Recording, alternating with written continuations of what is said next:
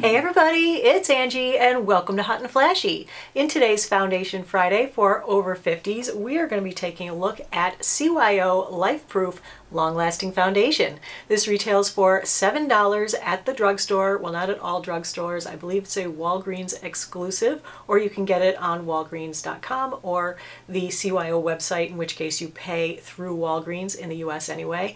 In Europe, I think it is available on Boots. This is a Boots company. So you get 1 ounce of foundation in here for $7. On the website it says there are 15 shades available. By my count it was 14 shades. And this is supposed to be a medium to full coverage, long-lasting, creamy, lightweight foundation with a natural finish that is smudge and transfer free. Now it didn't say what skin types it was best for, so I'm assuming everybody. And so we are going to put this to the Angie test, where I do a multiple day wear test. I've already worn it for 2 days. Today is going to be the 3rd day.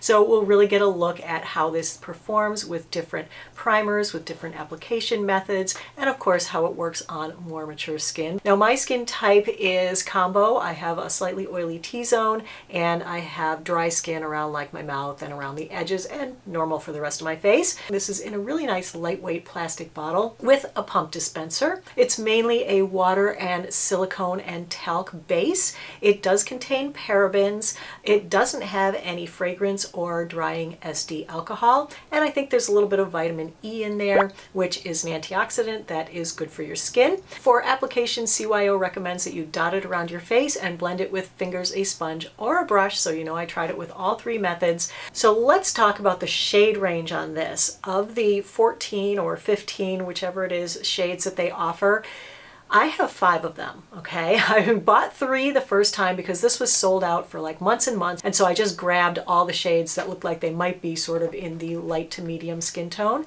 They were no-go. The warmer, darker one that I got was so green. The other 2 were way too light and way too pink and kind of grayish. Then I went onto the CYO site where they had all of them, so I ordered 2 more that I thought would be like smack dab in the middle, right in my wheelhouse. And again, one is way pink and gray and the other one is way to the green side. So let me bring in the swatches now.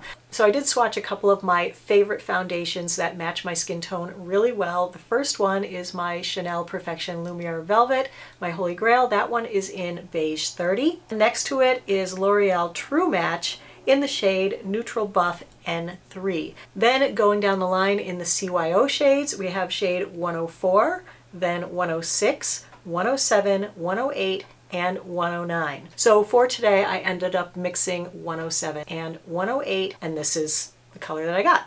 Alright, so the first day I tried this was when I only had the first 3 colors, so I mixed all 3 of them together to try to get something that looked normal on me, and oh my gosh, it did not. I look green. Underneath it, I wore my Elta MD UV Element sunscreen mixed with Paula's Choice Super Light sunscreen. That is my favorite sunscreen combo. I have done enough testing of sunscreens and foundations to know that this one does not affect the wear, it doesn't affect the look, it doesn't make your foundation settle into your wrinkles. I feel like it's important to wear sunscreen every day, whether your foundation has sunscreen in it or not, and this one doesn't, so I will always have the sunscreen on under. I applied the foundation with a sponge on one side and with a brush on the other.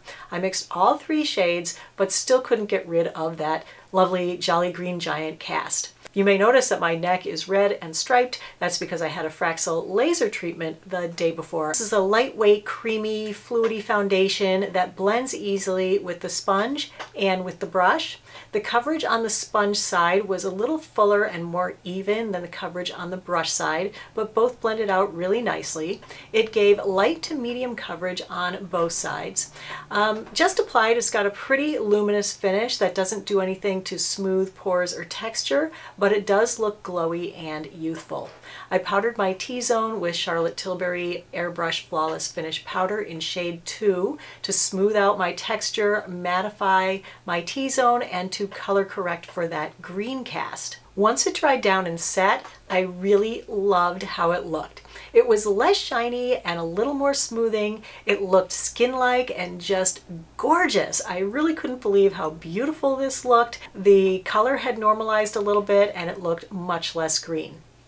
So at the 5-hour check-in, I was still loving how it looked. It hadn't settled into wrinkles, it hadn't settled into pores, and it was wearing really, really well. It was getting a little bit shinier in my T-zone and accentuating my texture again, and would have needed to be touched up with powder, but I don't really touch things up when I'm testing them. It seemed to oxidize as the day went on, and it got less green and a little bit darker. So by 5 hours, I was looking pretty dark and pretty tan, but it was gathering a little in my nasolabial folds.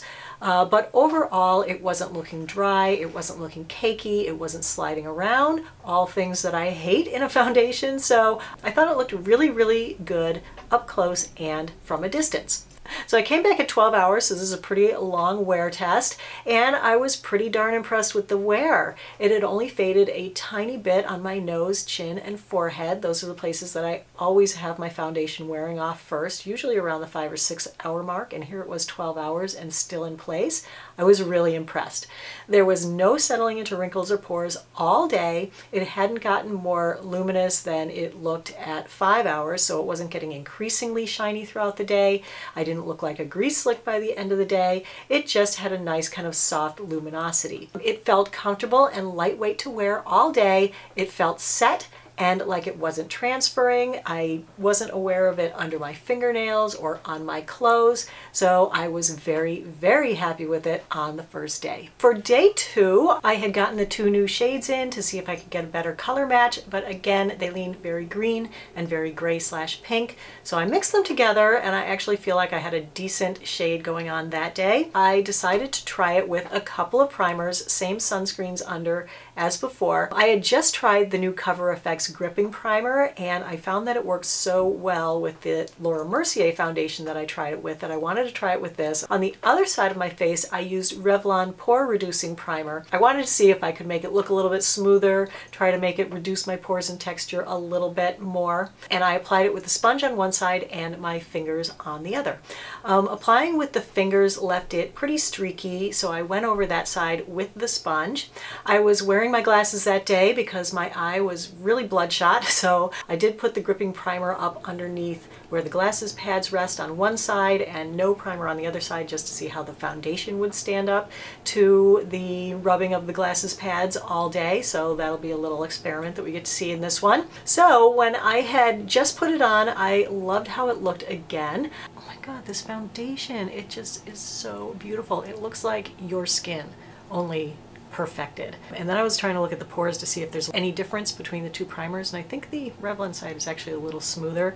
I gotta say, the gripping primer, it doesn't do anything for your pores. So at the 5-hour check-in, I wasn't liking it as much as I had the first day. It still looked pretty good from a distance, but it didn't hold up to glasses pads. It was looking heavier and more like makeup up close.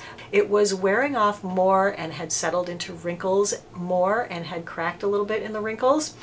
At the 10-hour check-in, I thought it looked just okay. It was more worn off with the primers than without on both sides. It was more shiny in my T-zone and accentuating texture more. Where it mixed with my oils in my T-zone, it was definitely coming off on my fingers and transferring. It was pretty worn off around my nostrils and chin, but in my drier areas, like on the side of my face, it felt dry and set, like it wasn't going anywhere. This foundation I think is better on its own than with a primer. Sometimes I feel like the silicones in the primers, when they mix with your oils, it will make the makeup slide around even more. So today I didn't use any primer. I applied it with a sponge. I built it up a little bit to see if it was buildable, and it is, because it does take a little while to dry down, so it gives you time to work with it. And again, I think it looks beautiful. I think it's a great looking foundation, especially when it is first applied. I did powder my T-zone with my IT Cosmetics Bye Bye Pores powder. That one's my favorite. The other makeup that I have on with it today, the lippy, is the NYX Slip Tease liquid lipstick, and this is in Red Queen. For the bronzer, I have on the Physicians Formula Butter Bronzer in Bronzer. For the blush, I have on the Buxom Wanderlust blush in Mykonos. And for the eyeshadow, I'm using Maybelline's City Mini Palette in Mad About Town. And my eyebrows are by Urban Decay. I'm testing out their new brow products today. So let's go ahead and do the tests that we have left to do on this one. We always have to do the flash test.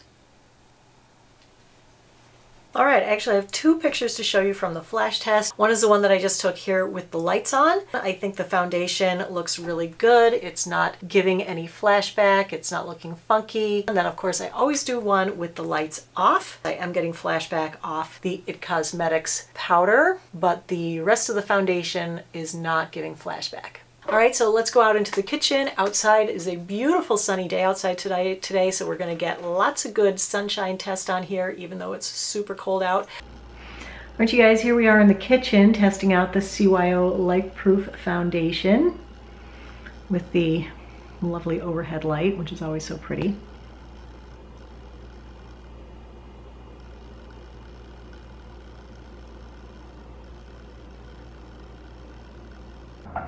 Cold out today. Today it's 32, tomorrow's gonna be 15, and I know out in the Midwest, oh my God, what did you have, minus 60 yesterday? So it's crazy cold front.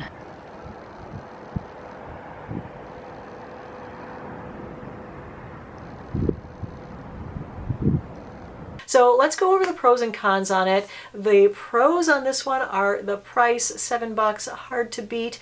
And even I think the shipping was free and it came in 2 days, so it got here really, really quickly. So that was awesome. It was really easy to apply with a brush and with the sponge. I did prefer the sponge application. That's my favorite way to put it on. It has a gorgeous skin-like finish. It really looks like skin. It makes your skin look youthful. It has a beautiful luminosity to it. That's not like a hard shine. It doesn't make you look greasy, but it just makes your skin look so dewy and fresh.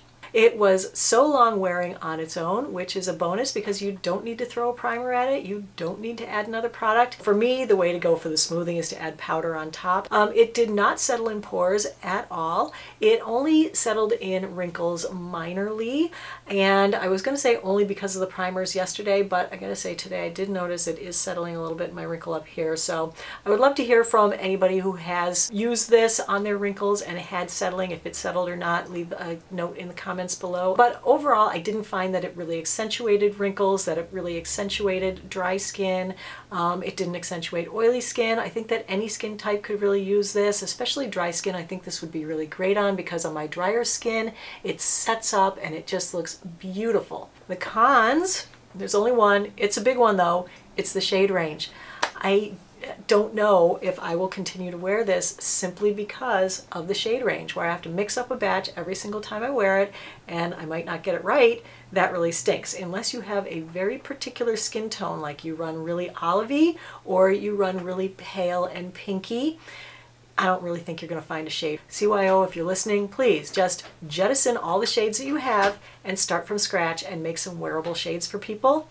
I mean, maybe you could keep a third of them, but the rest need to be completely redone. It's just such a shame that the colors are just so funky because this really would be breaking into the top 3. My Chanel Perfection Lumiere Velvet, my L'Oreal True Match, or my Estee Lauder Double Wear. Those are my 3 current faves right now, the ones that I think just look the best on my skin, make me look the best that I can. But if you want to see where it ends up ranking on my list of all the foundations that I've tested, I keep the list over on my blog and you can go over there and take a look. And it also has links to all of my foundation reviews. I also have a Foundation Friday for Over 50s playlist, and you can find whatever foundation you're looking for on there. But if there's something in particular that you're looking for a review on, always let me know in the comments. I do keep another list of all the foundations that you've asked for. I'm going to try to get through a lot more of them this year. So okay, everybody, that's it for today's video. If you found it helpful and informative and like these in-depth foundation reviews, go ahead and give the video a like, and don't forget to subscribe to my channel and hit the notification bell as well so that you will be notified whenever I upload a video, which is generally Tuesday and Friday mornings at 7:30 East Coast time.